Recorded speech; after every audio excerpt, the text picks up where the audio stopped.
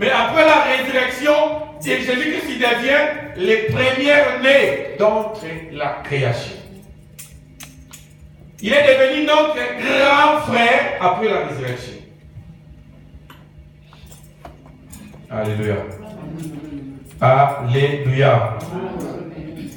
C'est pourquoi nous enseignons, nous expliquons des choses pour que tu comprennes. Même si tu es dans un pays étranger, tu rentres quelque part, il faut que tu puisses avoir déjà la puce à l'oreille pour dire que non, ça ce n'est pas de Dieu. C'est enseignements comme ça qui va t'aider, qui va t'éclairer. Si tu vas quelque part, tu vois des pratiques bizarres, tu comprends directement, non, ça c'est pas une église de Dieu.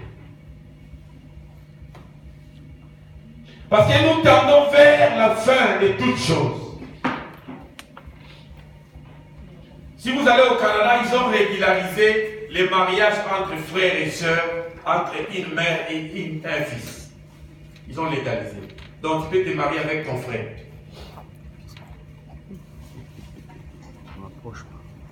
Si tu vas aux États-Unis, dans d'autres contrées, ils ont légalisé ils ont légalisé on appelle ça comment, l'adultère. Donc le mari, il sait qu'il doit avoir d'autres femmes, la femme aussi, c'est connu. Tu ne veux pas taper ta femme parce qu'il a un amant. L'État va t'arrêter.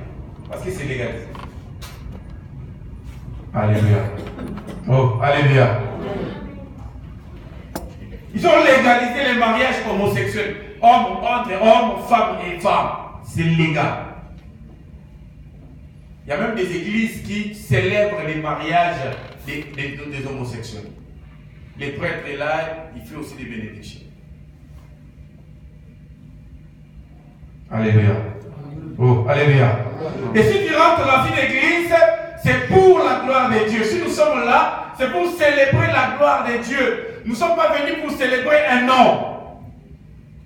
Si tu vas quelque part, on célèbre un homme, il faut quitter parce que Dieu n'est pas là, parce que tu risques de participer à la bénédiction.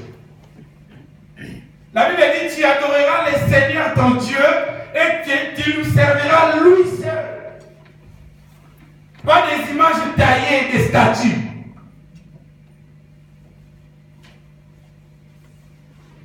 Tu vas dans une église, tu vois une grande photo. On dit que c'est la photo de Jésus. Oh. Qui a la photo de Jésus? Qui était là quand Jésus-Christ vivait sur la terre? Il a pris la photo de Jésus. Maintenant, dans l'église, on met une grande photo.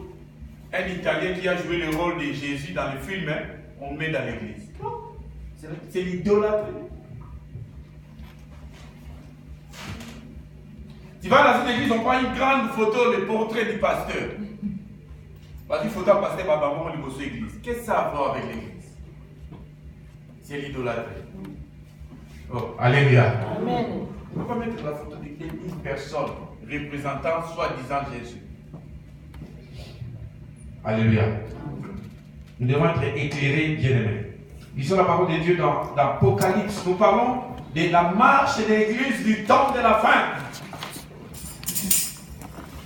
La marche de l'église du temps de la fin.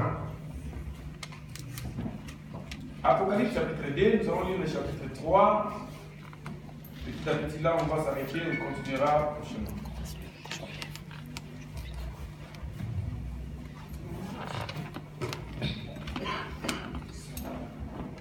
Apocalypse chapitre 2, à partir du premier verset.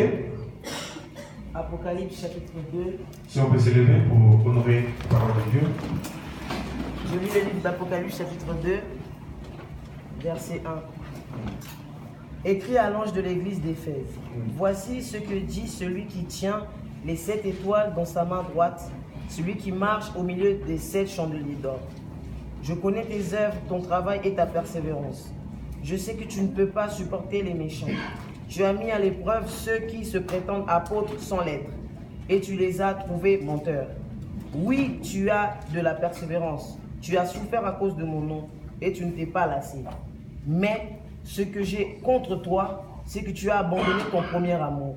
Souviens-toi donc d'où tu es tombé. Repens-toi et pratique tes premières œuvres.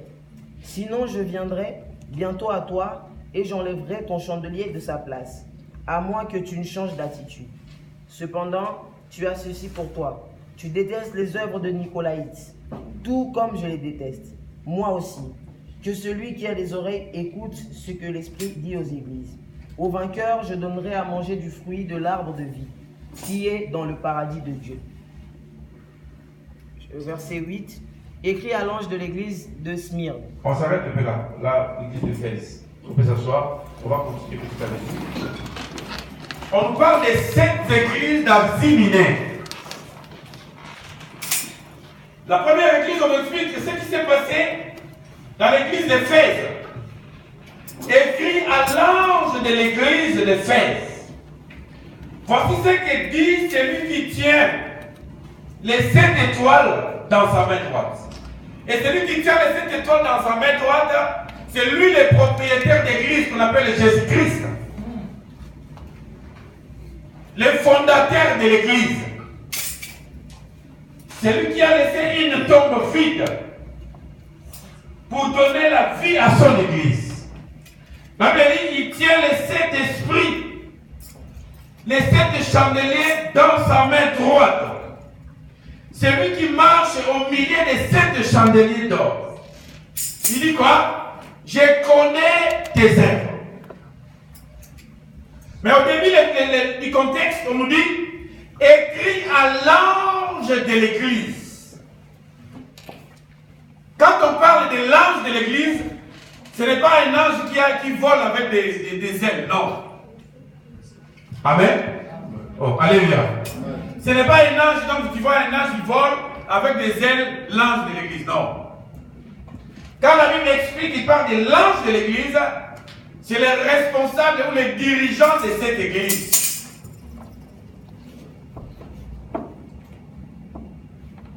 À nos jours aussi, les hommes de Dieu, les pasteurs, ce sont les anges de l'église. Et l'ange de l'église d'Éphèse s'appelait l'apôtre Paul. C'est lui qui était l'ange de l'église, le responsable de cette église.